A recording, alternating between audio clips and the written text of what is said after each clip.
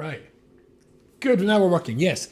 So this is the last year. I'm still thanking very much Zeri Kal Chassidim for launching this year. This is the last in the series because I'm starting a whole new project and I'm going to be a seminary for girls who've left seminary in the evenings in Ramat Beit Shemesh Al 3 days a week, and one of them is Thursday.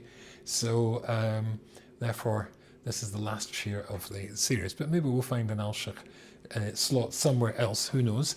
And also, it was obvious to me that being the last one, there would be so many people coming to shul that the show would not be able to accommodate us.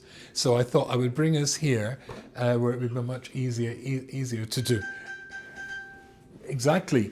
So, Bekitzer, let's start with we'll see where we're going to start. Obviously, Vayikra is generally about karbonos, and we all have to learn to make sacrifices. That's a joke. I was told once at a gathering of rabbis by Lord Jonathan Sachs something which he said to keep secret. He said to 200 rabbis, Chavre de Chavre Islay, says the Gemara. You tell one person, you've told everybody. So to 200 people, he said, back in the day, you've got to get this in, right, that he gives a shiur once a month in 10 Downing Street to the Prime Minister, who was then called Tony Blair, and his Deputy Prime Minister, who was called Gordon Brown, I think he was called, remember rightly. He's Scottish. Please notice the plates are plaid and Scottish tartan for you, just to get the theme going. Anyway, so basically, he said, so they learnt through the whole of the Chumash. And he said, when they finished Shmois, just as we did last week, he said, said Tony Blair, who had a religious Christian upbringing, so he knew a little bit about Tanakh. So he said, the boring bit. So when you get to Vayikra, the boring bit, right? It's all about sacrifices and types of sacrifices and blood sprinkling and all the boring bit. That's only because he's reading it in English and because he's never looked at the Alshach, right? Or any other of the Meforshim, because really the depth of Vayikra, the source of teaching Vayikra in many a Beis Yaakov school back in the day, it is unbelievably deep.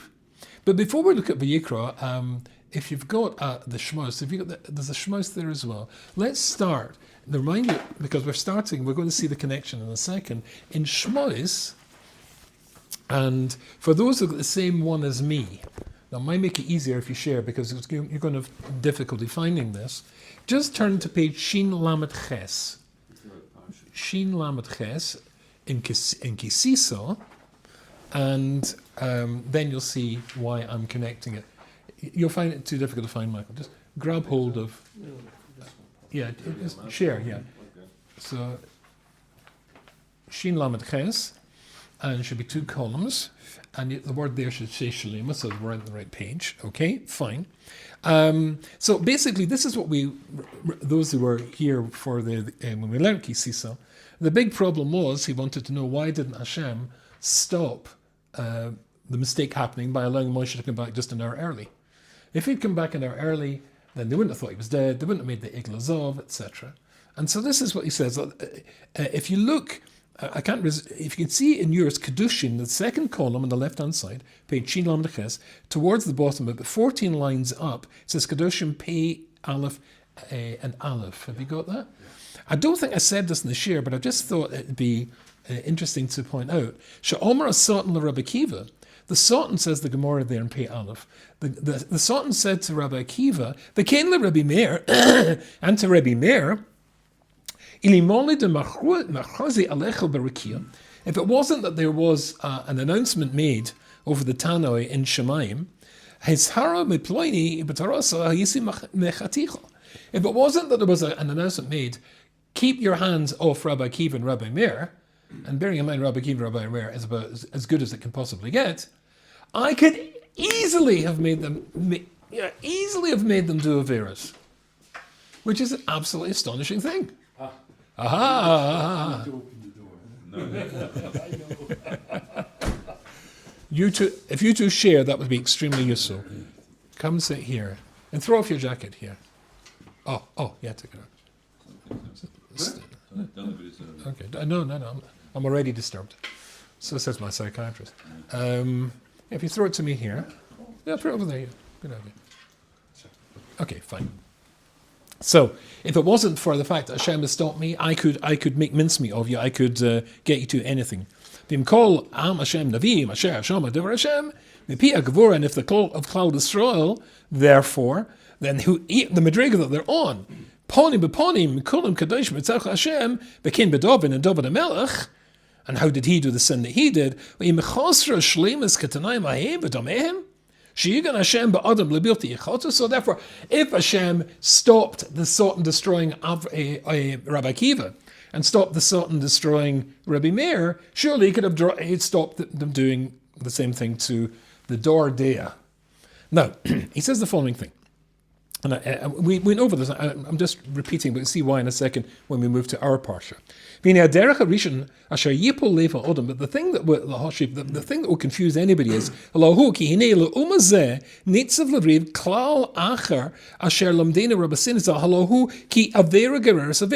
right. So your argument is, and the Alshach's already said that, and if you remember, if you were at the Shir, that Hashem the reason that he didn't intervene to stop the Satan getting to them was because he wanted to establish the principle that you could live in a generation which are profoundly bad, and you might despair that Hashem will ever save us.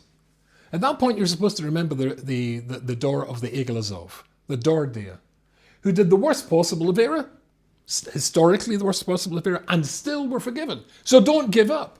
Or David HaMelech and Bathsheba, then he did the worst, the Chilul Hashem, that's still famous for, or what seems to be a Chilul Hashem, and still he was forgiven. That, says the Alshach, is why Hashem didn't bring Moshe down a little bit early, and that would have solved the problem. Why he didn't stop the arrow that David HaMelech fired to kill a bird, which the Satan pushed off its trajectory, which cut the cord, which the curtain dropped, and Bathsheba in her nakedness was displayed, which apparently caused the whole thing.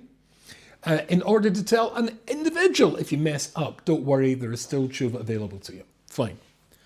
But you might think that ki avera gerer severa. Now that's what it says in Pirkei Avos, third bottom line. Somebody might turn, wait a minute, an avera causes another avera. Reverse that. If you did an avera, it means it must have done a previous avera. That means David HaMelech, when he did this avera, it must be because he did a previous avera.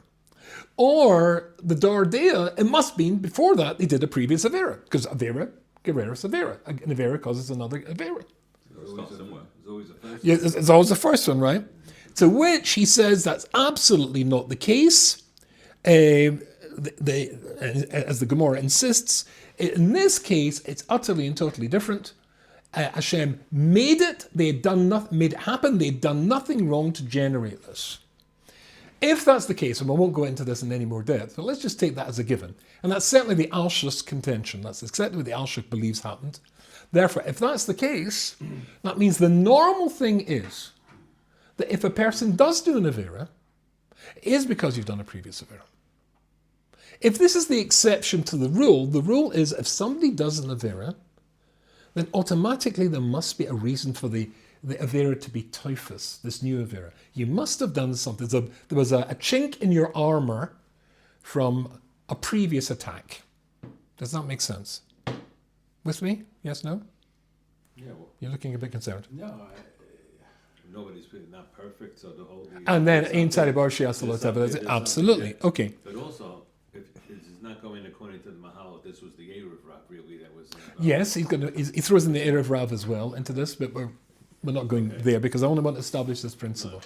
Here he said, that's what we learned when we did Kisiso, it's because Hashem made it happen, forced the thing in order to set a precedent to encourage future generations. A klal, a generation is bad, look at that generation that Hashem wanted to wipe out and still forgave them. An individual that messes up, Chil Hashem, another man's wife, we all know this is complicated, but never mind. There's still a hope for you there as well. But that establishes the principle that that's the exception to the rule. The rule is, if you did something wrong, it must be because you did something previously, allowed that thing to happen.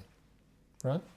No, he engineered David HaMelech to sin Yeah. In order to show people that you can get the... Even the worst of era, including Chil Hashem, which we say is the worst of era, there's still a way home. There's still a way back. After all, David HaMelech found a way back. He was forgiven. Right? Fine. Right, you can close that Alshach, and now turn to this week's Parsha. Not very fair of David HaMelech, is it? Sorry? It's not very fair of David HaMelech. No, it's not. If that's all you're looking at, he's happy with it, by the way. He's happy with that to happen. He was happy with his sin. He was happy with the outcome. The thing is I'm sorry, go ahead. The David HaMelech thing was also private. It was not a public thing. It was a private thing. The forgiveness was everywhere, as opposed to somebody else who did the same thing but was very public. Well, the Gemara says that when he was lying in the base of Medrash, his enemies turned around and he walked out. Oh, here comes the adulterer. I mean, it wasn't a secret. No, but yeah. The Gemara says that. Okay. Everybody knew that his child died, the first child died. Absolutely. And he was Absolutely. Personal punishment. Yeah. Unconsolable. It was very public then. But it was not, like the people were not punished because of David's thing, but when he counted the people, The people weren't punished. then it was a different story, because that was Tzibor. He did something with Tzibor. What David HaMelech did on the Bathsheba side was Bitzina, Yeah. however you want to call it. That's what it was. But obviously they recounted very... Gentlemen, you're both saying something that they're both sharing on their own right. But let's move on, I will get nowhere. Okay. Let's turn to Vayikra, your Alshach Vayikra, and turn to page Yud Daled.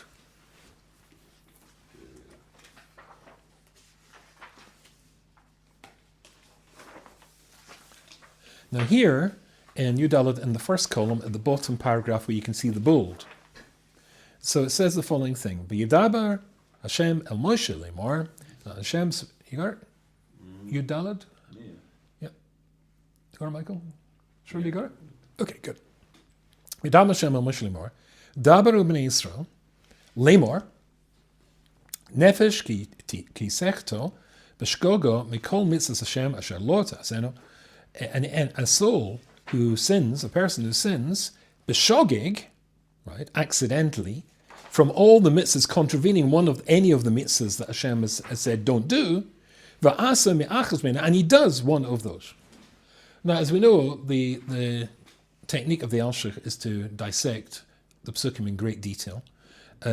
Here, if you look at the left-hand column, he asks 14 questions, but I can tell you from experience from the Alshach, when the number 14 is usually about 28, because he usually throws in questions inside the question.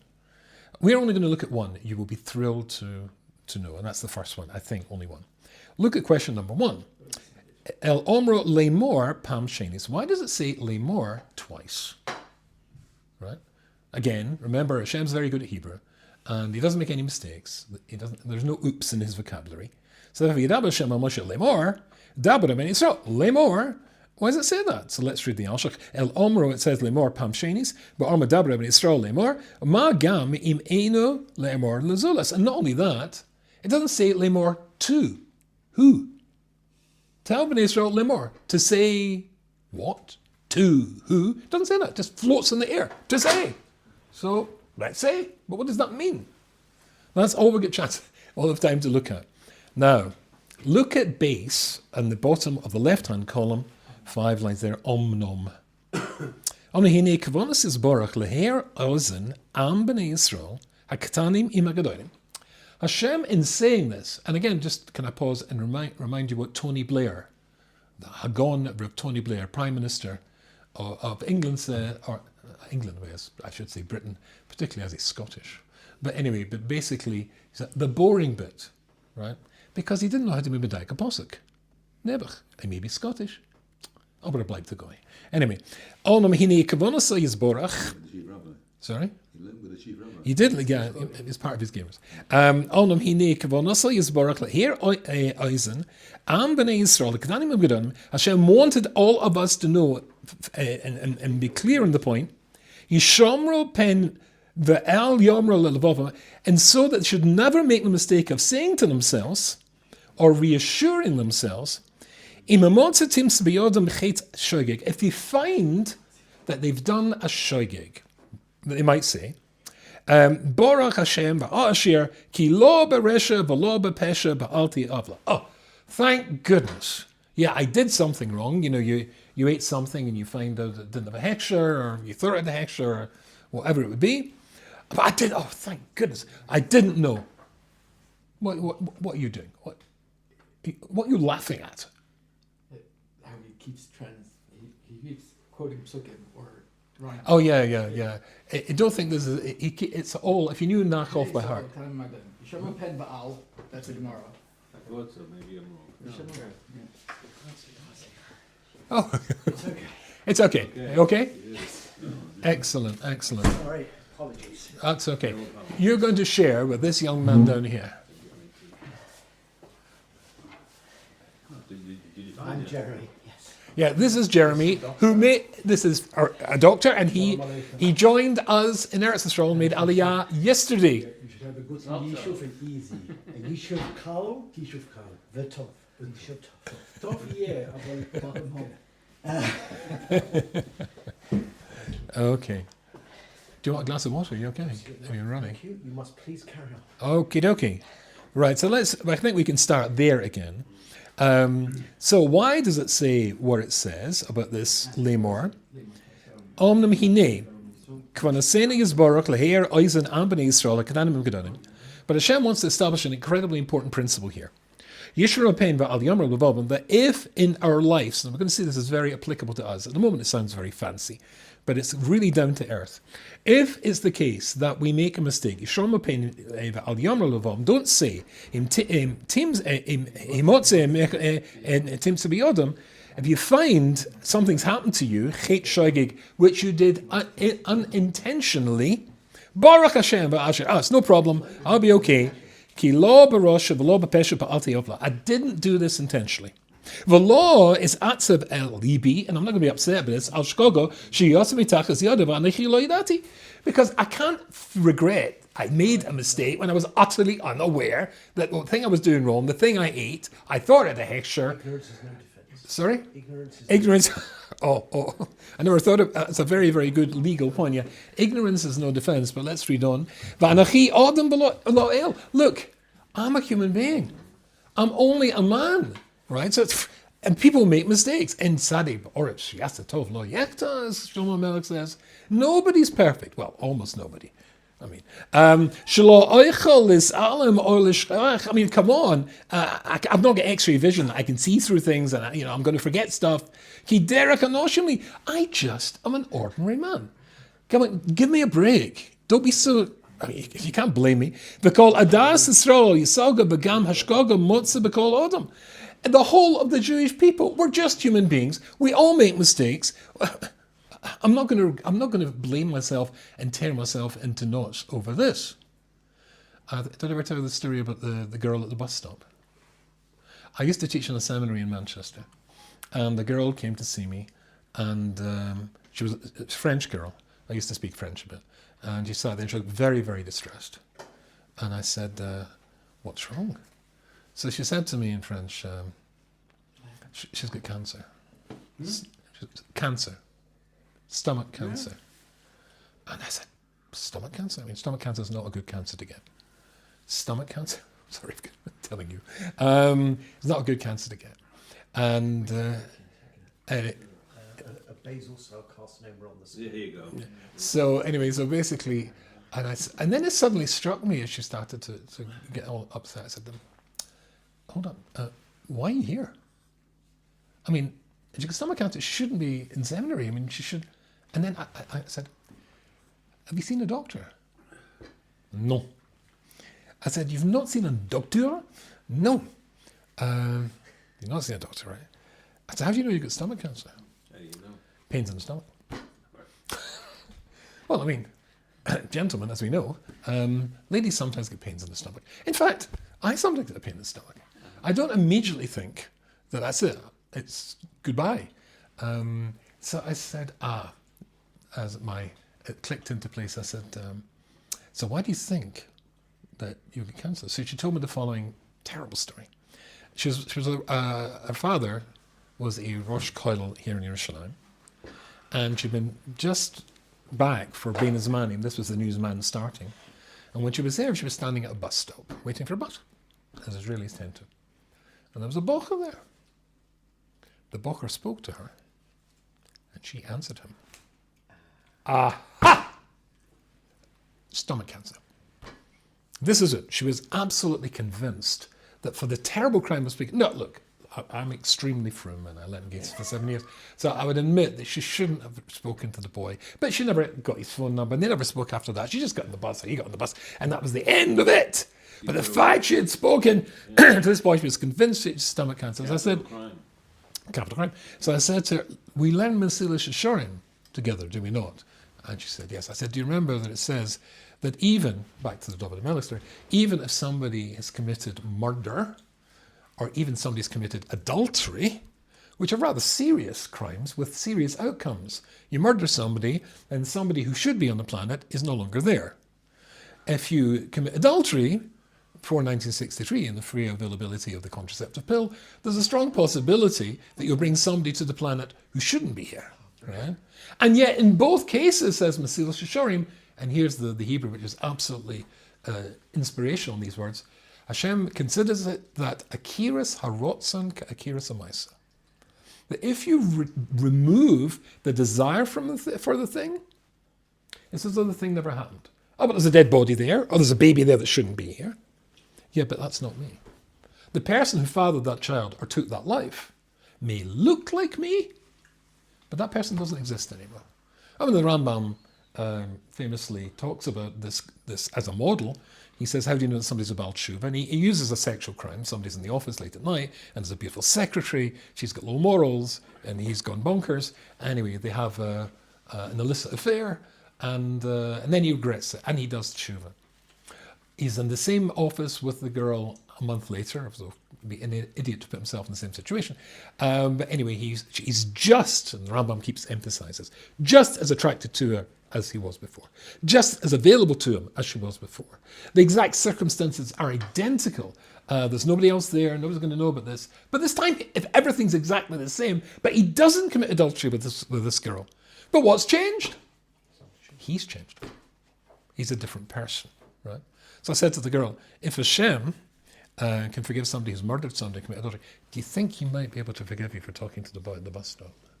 So she smiled. I said, good. But by all means, go and see the doctor and tell him if you get stomach ache. Is that the fundamental reason why you're not allowed to commit adultery? Because you may bring someone who's not meant to be in the world? Well, there's a million reasons. I once heard Lord Jacobowitz in the Thought for the Day in Radio 4, if I can see BBC. But so I used to, in those days, I used to appear in that as well. But he had a brilliant understanding of why adultery is so serious, because it is a murder. You've murdered a family, and you probably murdered the children, emotionally murdered the children. In fact, we're going off the subject. I don't want to, but you should know that statistically, in those who study psychology will tell you that the divorce of a parent is much worse for the children to deal with than the death of a parent. Much worse. So there's obviously a great likelihood that an adultery will produce a divorce. The consequences of divorce for children can be literally life-killing. So that's why it's a capital crime. There's a lot more to say, and that's a very good point, Jeremy. Anyway, let's go back to this.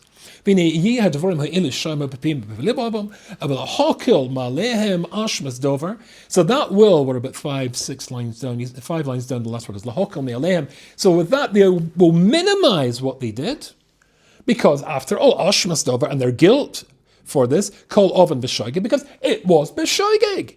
V'lo mizar who kikoi l'koi, but don't minimize it. But that first infection, even though it was done unintentionally, but you did do something that can still spread and can actually move, metastasize in other areas as well. Okay.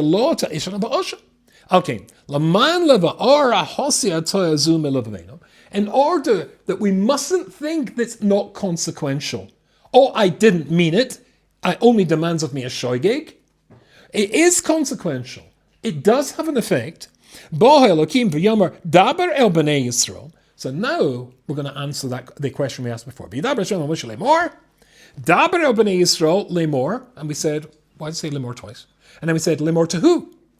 They should say it as a motto, says the Alshich. Daber el bnei Yisrael lemor, nefesh, to say lomar, hine yodati derech anoshim. That rationale that you give to yourself, I'm only a person, I'm only a human being, I'm not a god, I can make mistakes, etc. That's not a good excuse.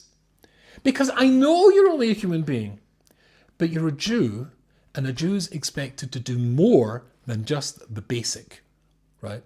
Of course you make mistakes, but Shehu ledaber v'lo ki yechta shoygek. Yes, indeed, my sin was a mistake. Ma asisi ma neshavhu ki lo libi holach b'ma'aseh. You're thinking to yourself, I didn't mean to, I didn't intend to, it wasn't calculated. Surely that gets me off the hook. Speak to them. Lemor. What you've got to say to yourself is, I'm more than a human being. I'm expected to be more than a human being. I'm a Bnei Yisrael. I'm supposed to be a manifestation of, it sounds horrible in English, but godliness in the planet. The Yud Gimel Midas, that's something I'm supposed to be emulating. Zekeli, Vehu, Ani, Vehu. I'm supposed to be a reflection of God's behavior. He expects more of us.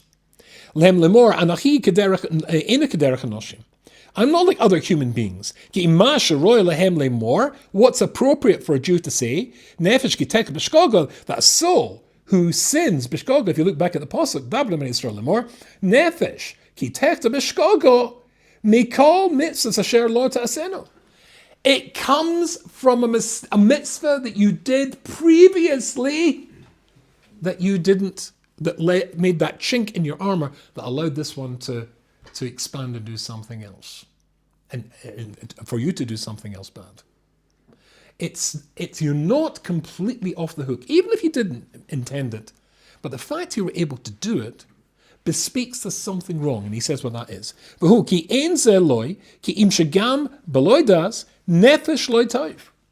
Yes, you didn't intend it, but there's something wrong with your soul. Now that sounds a bit frum, and it sounds very, very draconian, a bit drastic, a bit harsh even, but I'm going to see in a second it's not. Okay. She'im yechta ish shogeg, that if a person makes a mistake and it's b'shogeg, enze ki im shenasho loy toivahi, there is a flaw. There is a flaw inside you, within you, bifnim, me'eze oven she'osa tchila, from something that you did previously. Va'isa avera gorma lesos, and that avera has made you vulnerable to doing this one. V'hu ki asher ein beyodo oven asher cheta ein shogeg bo al yodai. Because if it was the case that you'd never done anything wrong, and of course we know that's none of us, but still, they're talking the bus stop, yeah? Ki hu yizbarach afila behemdim shot tzadikim ein HaKadosh Baruch Hu made me to call al yodam. That's what he said when we were talking about the Iglazov. But the Kassal say that Hashem doesn't allow even tzaddikim, even the behemoths of tzaddikim, to accidentally graze in somebody else's field. He protects them. So he would have protected you as well. Why doesn't he protect us as a normal thing? Because you did do something wrong. Okay. Al Kain.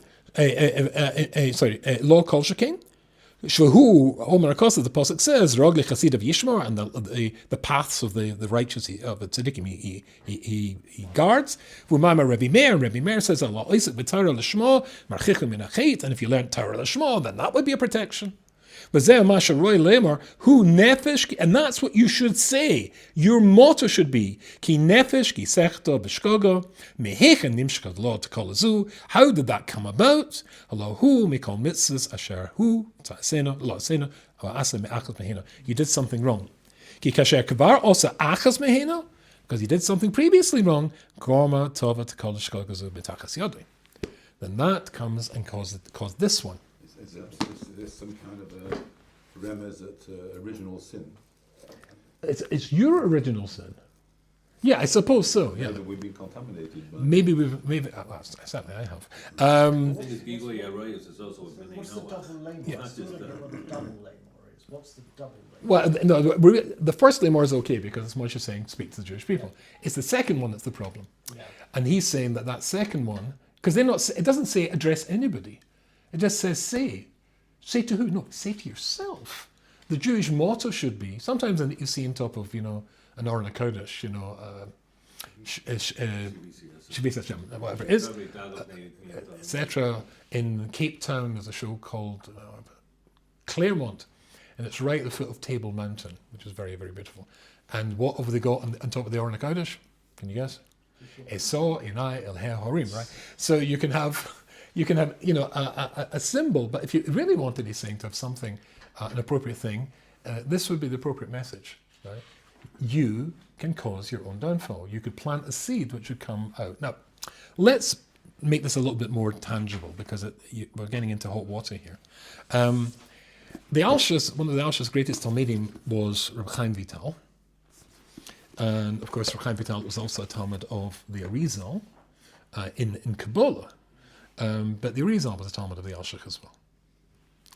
And in the beginning of Shari Kedusha, in Chelik Rishon, just in 2 paragraphs, he says the exact same thing twice. Very interesting. He says the following thing. He says, Nimsa ki yosef tzorach lizor midas rois. It is absolutely critical for a person to be mizor, to be careful about midas rois, bad character traits, yosef min kiyum ha-mitzvahs v'aseh v'lo saseh, more than the performance of mitzvahs or the avoidance of averos. Say that again? Yes, I think I'll say that again before you said that, because it sounds bizarre. Again, v'nimsa ki yosef tzorach lizor mimidas harois. You have to get rid of bad midas. Yosef min akiyim mitzvahs. It's more imperative to do that than keeping mitzvahs aseh or lois aseh. Why? Ki b'yosef bal midas toivas, because if you're good midas toivas, benoko yikayim kol mitzvahs. Because there's a basic flaw in your personality, the who you are, that produces the avera, or the not doing the aseh. With me? In other words, you can look upon yourself as being, a really first-class person, but who you really are, unless you are able to deal with your basic character traits and improve them, they cause the averas. What's inside you, if you don't get to that, then of course, you see, in other words, averas are not a problem, they're a symptom of a problem. Right? If you go to a doctor and, he will often look at your symptoms, and he will probably have to treat, if you're in an emergency room and you go in there and your temperature, you got a fever and it's spiking, you can die from being too hot, right? So the first thing they'll do is try to get down your temperature. Sometimes they stick you in a bath and pour ice on top of you to get your temperature down. But after that, right, what's the cause? What's the cause of it? So the symptom is the doing of the averas. There's something wrong with you, you're doing the avera. And it's exactly what the Alshach said there. Listen to what Reb Shlomo Wolbe says in Ali Shar. Reb Shlomo Wolbe says this. I don't know if anybody here has ever been for counselling. I had in my, when I was the campus rabbi for all those universities in the northwest of England, I often worked with psychologists, and I went in various courses with psychologists to see if I'm sending somebody to therapy, what it's all about.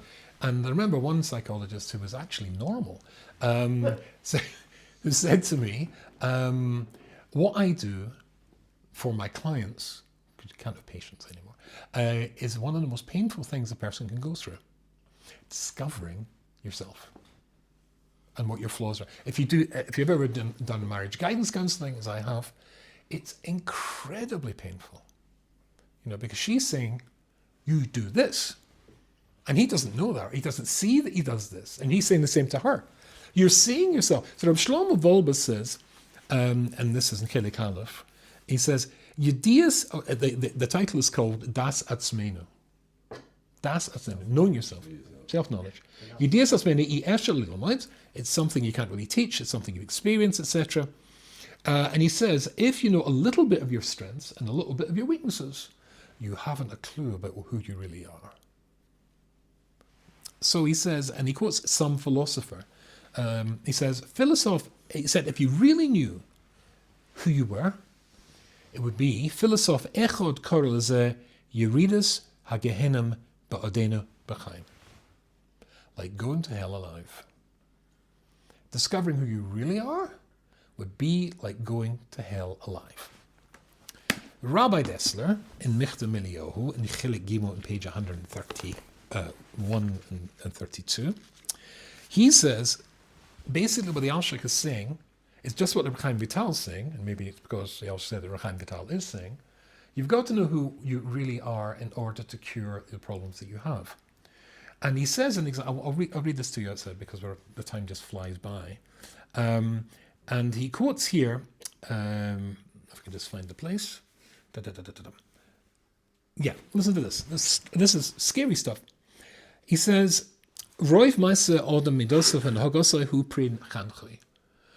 Most of what we are and most of how we do things is the result of our education. That's your parents' input, your family input, your educators, your rebbes, etc. All of that. The word chinuch is a very, very broad. It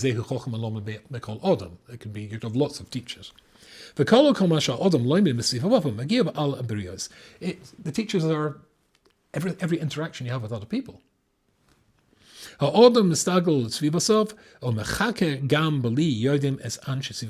You can be affected by your environment without even knowing about it.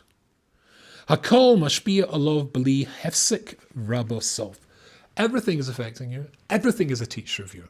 And you can have bad teachers and good teachers. Kol shar habrias shapoigesh behem bechayev chayom yomayim v'kein hasforim hu koire, the interactions in your life, the books, the newspapers you read, the kol asher hu roi tachas hashemesh, and everything you see under the sun is a teacher of you. And remember, because I'll say that no two people are the same. I don't know if I ever told you, I was once at a huge Pesach program, I think it was a Pesach program, with Gateways in America, and there was a Zaidi walking along with a double stroller, a double buggy, as we say in England. And there was two identical twin boys there. And they were about 11 months old. And the Zaidi, his chest was out, the pride, he's two grandsons, he's walking along. So I stopped him and I said, Zaidi, I have to tell you, this is a very beautiful thing. What are the boys' names? One was called Yankee and one was called Yossi. I approved of this. Why? Anyway, so basically, and then I said to him, Which is which? I said, can I ask a question? He said, sure. Do you know which one's which? And he said, no. And it was almost as though the boys understood it, because they said, he seems kind of, what? Anyway, but the interesting thing was that these two kids, out with the exact same teal, with the exact same Zaidi, in the same buggy, in the same stroller, one was looking at the world over there and one was looking at the world over there. Identical twin boys. Identical experience. No, it's not. One was having a different impact from whatever's happening there, and it all affects you. Anyway, now this will blow your socks off. Listen to this.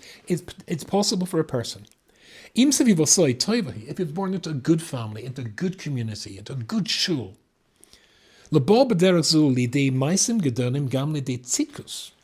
it could produce you that you're a tzaddik, make you the tzaddik. Mitzionis, an astonishing tzaddik. To somebody like a Rabbi Akiva who was quite willing to give up his life. Aval madrega zois b'yosem madregas mechoneches. But that madrega, such a madrega, a tzaddik, if it's the result of your education, what you were given, that's not you. That's not the real you.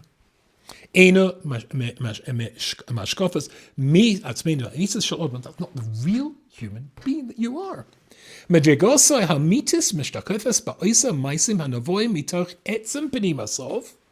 real you is when the real you within you has to fight for yourself, as opposed to it being handed to you on a plate. And when you fight with your Yetzer Hara that goes for you as you really are, which is astonishing. So he says, Nosson C. Finkel, the Saba of Slobodka, says a famous thing. We all know this story. I'll tell you outside. We've got the story of Lot. And Lot has how many daughters? 3. So he's got 3 daughters. We know about 2. The Torah talks about 2, but it was 3. The third daughter, she did a terrible crime. living in Sodom, to offer hospitality to anybody was a capital offence. Go to Vienna, Germany. You can still see in the walls, Auslanders raus. Foreigners out, right? And in the ancient world, again, Shlomo Voba writes about this.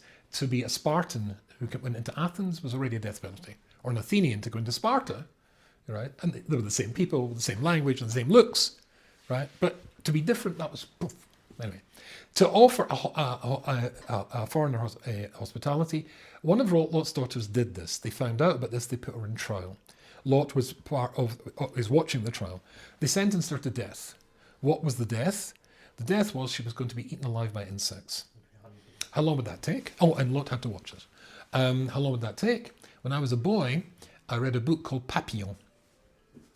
And Papillon was a book about a fellow who was sent, it was a French person, French fellow, he was put in trial. I'm not sure he was guilty, wasn't guilty, but they sentenced him to life imprisonment in South America in one of their colonies, right?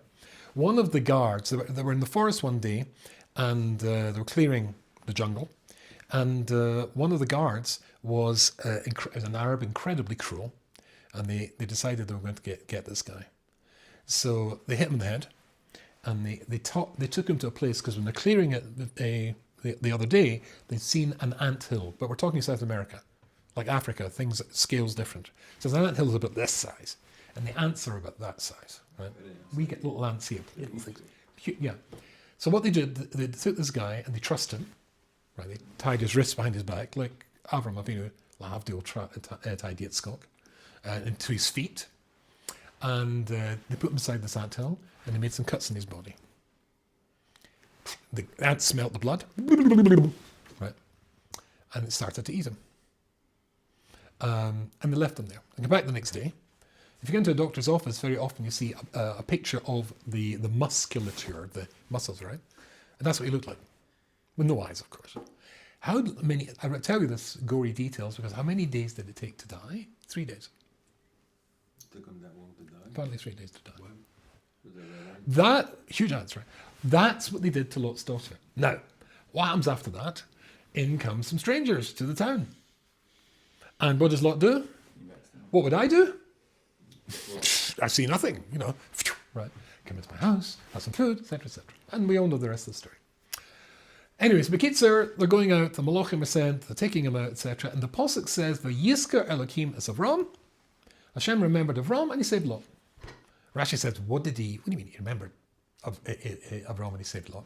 He remembered that Lot knew that Avraham was pretending to be brother of Sarah when they were down in Mitzrayim, and he didn't tell Paro. Now, what was the relationship of Lot and Avram? Oh yeah, it's his uncle, his brother-in-law, and his Talmud, right? And says Rabbi Dessler, even the lowest of the low, there's a phrase in English, honor amongst thieves, nobody would do that. But because he didn't inform on his uncle, his brother-in-law, and his Rebbe that he was pretending to be brother and sister when he really his husband and wife, then that's why he saved them. If you're looking for a reason, a excuse to save Lot, how about the fact that after having seen his daughter eaten alive 3 days, etc., he was still willing to do the mitzvah of Achnosas Orchim and Chesed? But that wasn't the real guy. Because that was in bread. That was in bread. Because, as Chazal say, anybody, if you stand next to any pure energy, it affects you. If you stand next to an iceberg, you get cold. If you stand next to fire, you get warm. If you stand next to something Rahman al radioactive, you become radioactive. I always think that's so funny. I went to the dentist last week. When they take x-rays of your teeth and they run out the room. I used to think it was my deodorant and I needed to change it. But no, and they run out. There's nothing to worry about. And they run out the room. And then they come back and put it over there. And they go again. And why are you running out? There's nothing to worry about.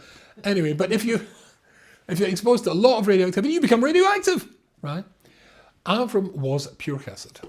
Just to have a shaykhus with Avram already made you a Baal chesed. But that wasn't the real you. Why was Lot so interested in living in Sodom? That's not a nice place for a Jewish boy to live. There's lots of places, for some reason, look at Jewish communities, that I've never figured out why. In Nevada, there's a famous place called Las Vegas. I've said cheering there many times. It's a wonderful kahila. But the centre of the town, but Saddam was much, much worse. What's he doing there? So we know there was a fight between the shepherds of Avram and the shepherds of Lot, and he looked down and he said, oh yeah, I can make a killing down there. You're fertile. He likes money. And if he dropped the tiniest hint, which he could have justified to himself, oh, it just slipped out. It was beshogig, right? If he dropped the tiniest hint to power, he's going to be the brother-in-law, Avram's toast. He's going to be married to Sarah. And therefore, I'm going to be the brother-in-law of the most rich and powerful man on the planet. There'll be a lot of financial benefits to me. That was his real fight. The Alshik says, this thing that, you missed this bit, that Tony Blair told Jonathan Sachs, Vayikra, the boring bit's not the boring bit. There's so much depth there. And how about that for depth? A shoygig is not really a shoygig. A shoygig is a toitzo, is an expression externally of something that's wrong internally. We've got to work on us, and Jews are expected to work on ourselves internally to solve the problems, not externally, because that's only treating the symptoms. We want to get to the source. And now, thanks for coming. And now we have some whiskey, which I have prepared. I have one